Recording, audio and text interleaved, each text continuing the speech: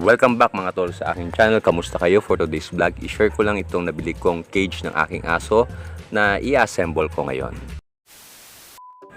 Dahil malaki na ngayon si Gray mga tol, hindi na siya halos kasya sa dati niyang kulungan. Kaya nung makita ko ito sa Facebook, trinay kong kontakin mga tol. Sabi ko hopefully hindi sana scam. Pero very responsive naman mga tol itong Facebook account na to. At yun nga, nagkasundo kami na pick upin ko na doon sa area na kanyang sinabi mga tol.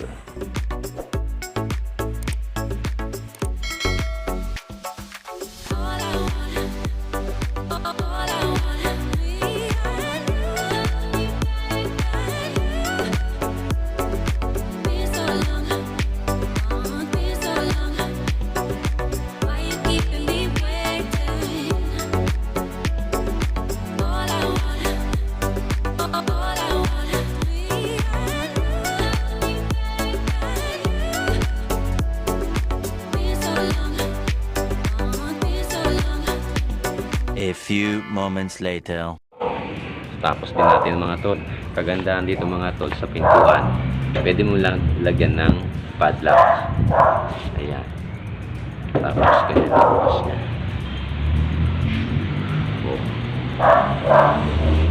Matibay mga tol yung plastic matting.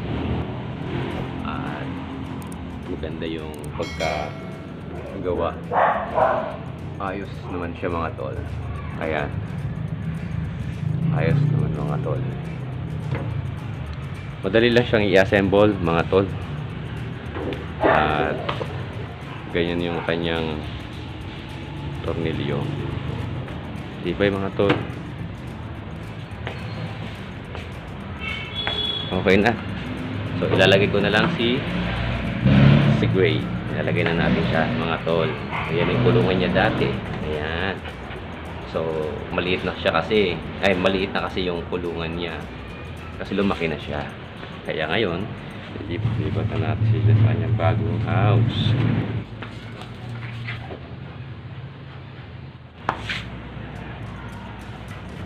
Hello, Gray. Ayan na siya.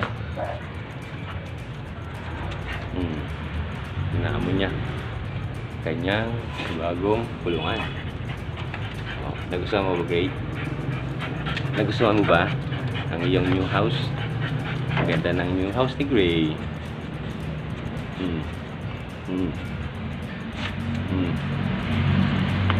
Ayos ba, Gray?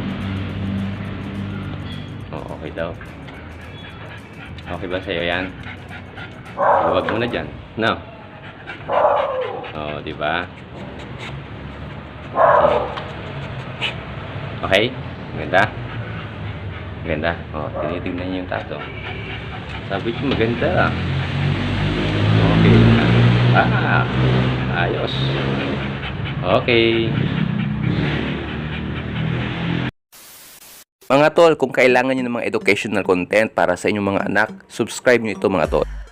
Thanks for watching mga tol. Kindly like, share, and subscribe.